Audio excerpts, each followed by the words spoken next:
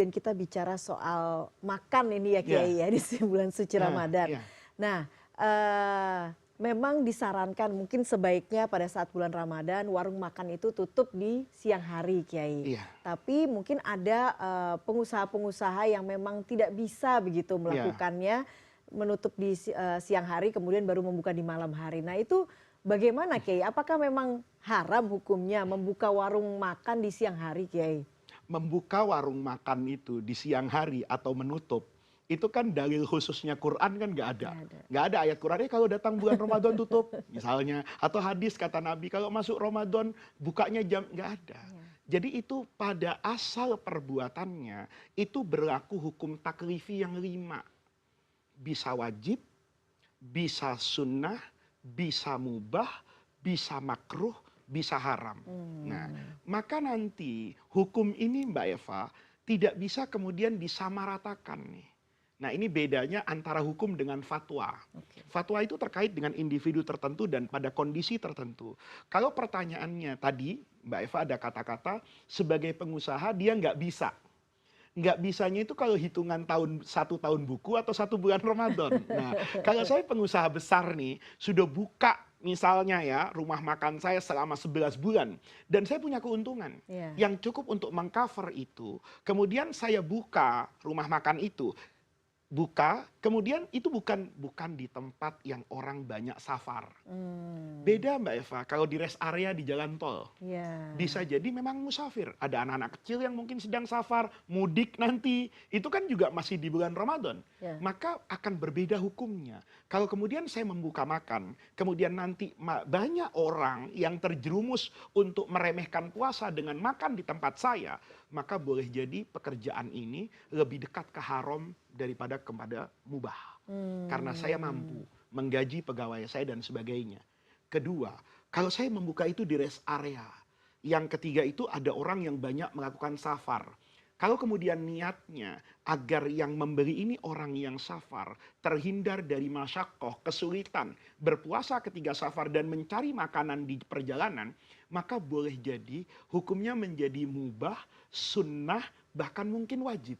Gitu. Bisa dibayangkan Mbak Eva, kalau tidak ada rumah makan di rest area, Ya. kemudian ada orang mudik bawa bayi, Ya. bawa anak kecil, Ya. mungkin bisa terjadi tragedi kemanusiaan. Nah, ini yang kemudian harus kita pahami. Jadi tidak semua yang membuka warung makan itu berdosa, tapi tidak semua orang yang membuka warung makan itu berpahala. Sama-sama punya kesempatan untuk kemudian berpahala atau berdosa. Dilihat dari situasi dan kondisi masing-masing. Ini di Oke. satu sisi. Ya. Sisi yang lain pedagang kecil nih Mbak Eva, Ya. yang rezekinya tuh harian Mbak Eva. Jadi kalau dia dagang hari ini dia dapat duit. Duitnya dia pulang, pakai modal besok, makan anaknya. Kalau dia nggak berjualan, maka dia nggak dapat apa ini? Uang. Penghasilan. Nah, yang pertama yang harus diingat ini ada dua sisi. Pribadi dia dan masyarakat dia. Ada surah namanya Al-Jasiyah di Quran itu. Nanti ada orang yang dimintakan pertanggungjawaban itu secara individu, ada juga yang secara kolektif. Nih, ini keadilan agama. Iya, iya, iya, iya. Mbak Iya. Eva sama saya habis ngisi gapai kemuliaan Kemuliaan. nih mulai dapat fee. Iya. Ya, kita cukuplah untuk kemudian 1 bulan Ramadan hidup. Iya. Bahkan berlebih. Tahu-tahu ada tetangga saya yang miskin, dia terpaksa berdagang karena itu. Maka nanti di akhirat saya akan ditanya sama Allah gitu.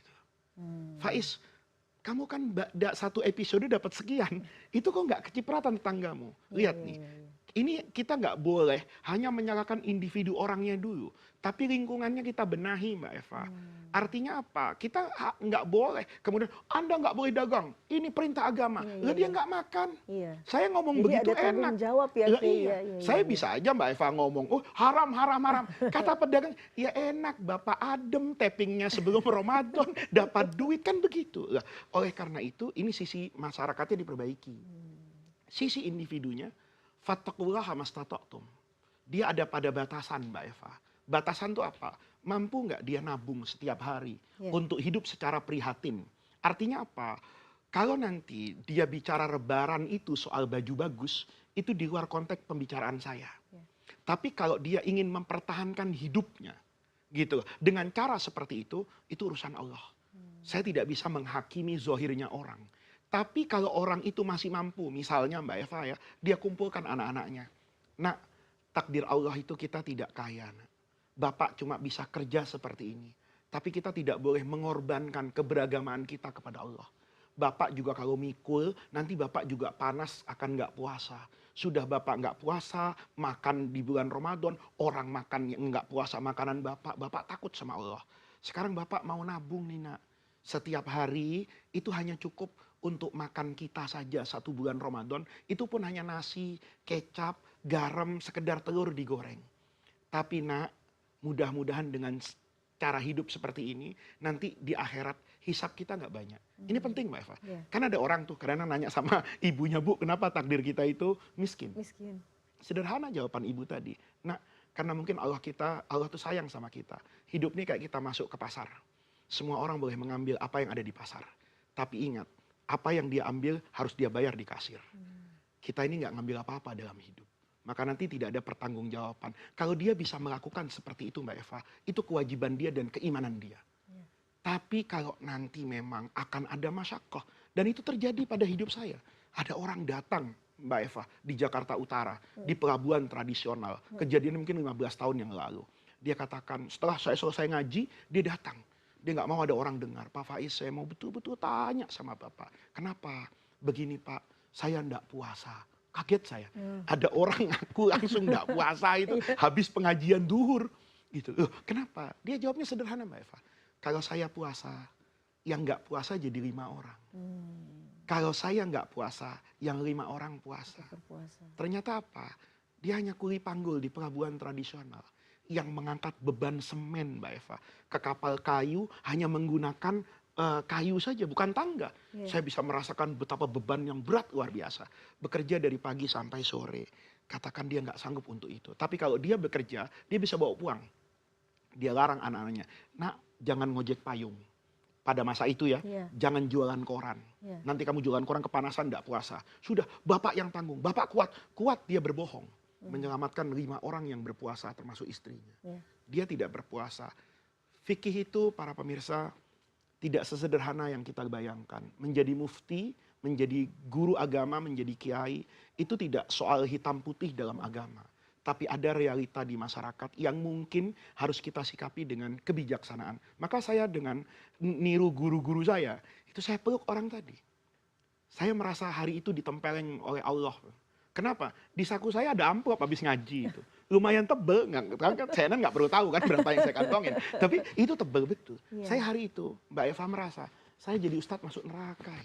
Kok bisa ya? Saya ceramah di masjid ini bertahun-tahun. Saya nggak tahu ada jemaah yang hidupnya sulit seperti itu, sementara saya bisa pakai jas seperti ini.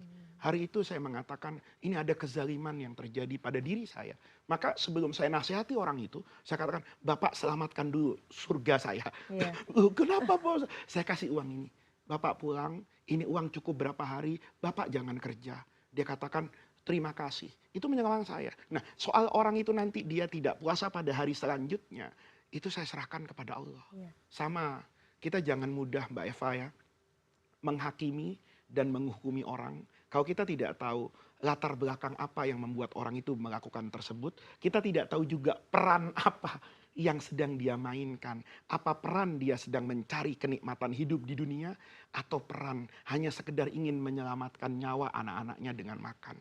Nah, itu saya rasa adalah kewajiban kita bersama. Saya cukup sering Mbak Eva tidak mau menjawab pertanyaan seperti ini. Apa hukumnya pedagang kecil yang berdagang di bulan Ramadan? Saya lebih senang Mbak Eva membahas apa hukumnya orang kaya yang hanya merasa kewajiban hidupnya itu zakat saja. Yeah. Dia sudah bayar zakat, tapi ada orang seperti itu.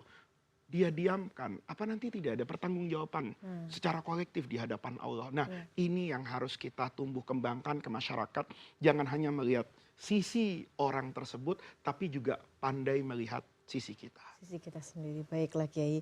Kiai, kita akan lanjutkan lagi, tapi kita akan break terlebih dahulu. Jangan kemana-mana, Gapai Kemuliaan akan segera kembali sesaat lagi.